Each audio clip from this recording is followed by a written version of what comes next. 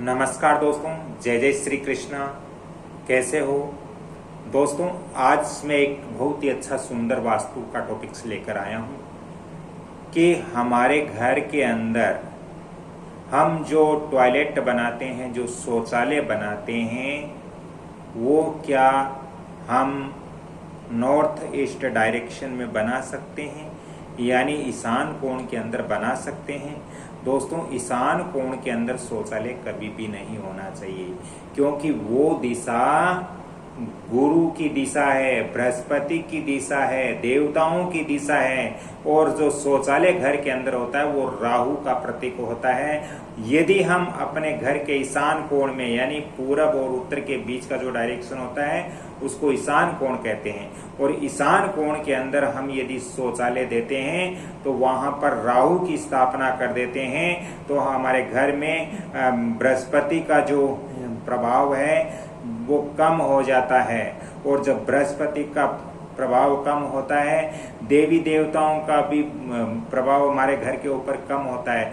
और जब देवी देवताओं का प्रभाव कम होता है, गुरु बृहस्पति का प्रभाव कम होता है, तो घर के अंदर कलह कलेश, लड़ाई झगड़े इत्यादि होने शुरू हो जाते हैं। साथ ही घर के जो सदस्य हैं उनमें ज्ञान की कमी हो जाती है, और घर के जो सदस्य हैं वो आध्यात्मिक की ओर नहीं जुड़ते हैं, वो गलत कार्य में लुप्त हो जाते हैं, और उस घर के अंदर जो बच्चे हैं वो उच्च शिक्षा ग्रहण नहीं कर पाते, क्योंकि हमने बृहस्पति के स्थान पर राहु को स्थापित कर दिया।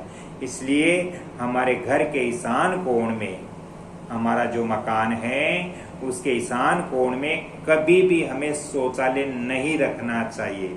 दोस्तों, बहुत सारे लोग पूछते हैं कि क्या गुरुजी हम अग्नि कोण में शौचालय रख सकते हैं?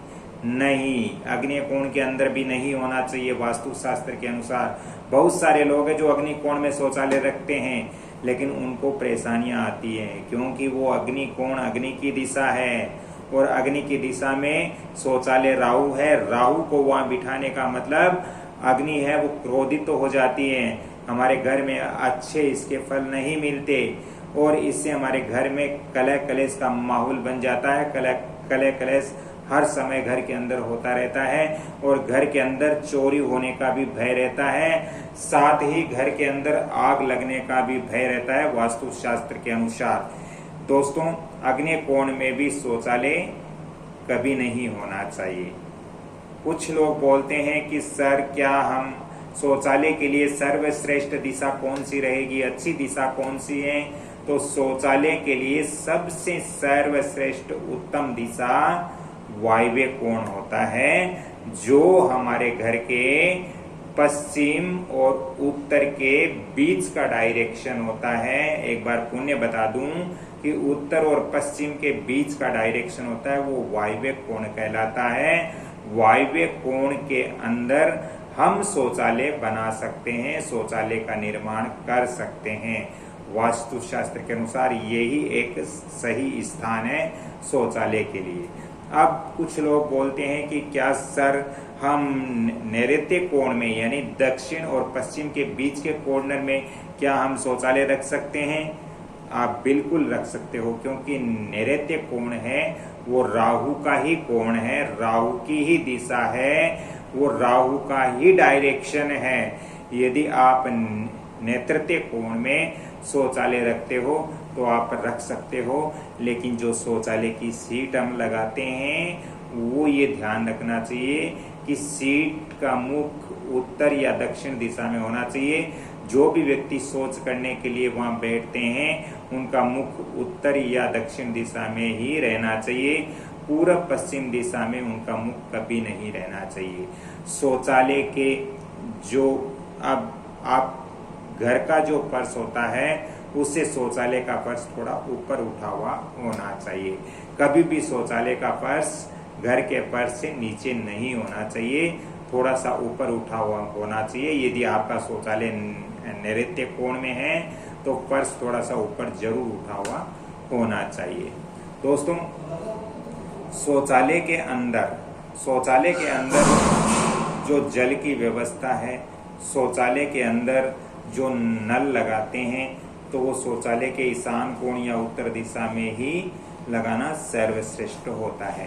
साथ ही हमें ये भी ध्यान रखना चाहिए कि शौचालय के उत्तर दिशा के अंदर आप एडजस्ट फैन वगैरह भी लगा सकते हो, और शौचालय के अंदर जो कलर है वो आप क्रीम वाइट या नीला कलर करते हो तो ये वास्तु के अनुसार बहुत अच्छा होगा।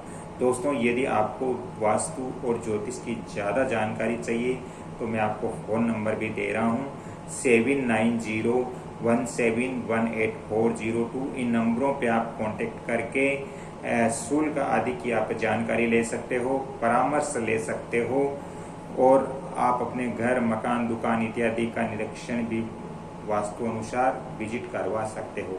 दोस्तों, चलते चलते मैं आप सभी से निवेदन करता हूं कि इस वीडियो को आप जितना हो सके लाइक, शेयर, सब्सक्राइब करें और बेल आइकन घंटी के निशान पर भी क्लिक करें, ताकि मेरा भी मनोबल बढ़ेगा और मैं आपको और इससे अच्छी अच्छी ज्योतिष और वास्तु की जानकारियां पहले भी मैंने कमल किशोर भोजक चैनल, वंदना भोजक चैनल पर दी है, आगे भी आप तक पहुंचाने का प्रयत्न करता रहूंगा। ये वीडियो आपके लिए बहुत जरूरी है, इसलिए इसको आप लाइक, शेयर, सब्सक्राइब जरूर करें। राधे राधे, जय श्री कृष्णा।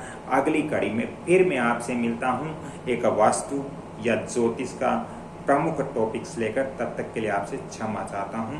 राधे राधे, जय जय श्री कृष्ण। धन्यवाद।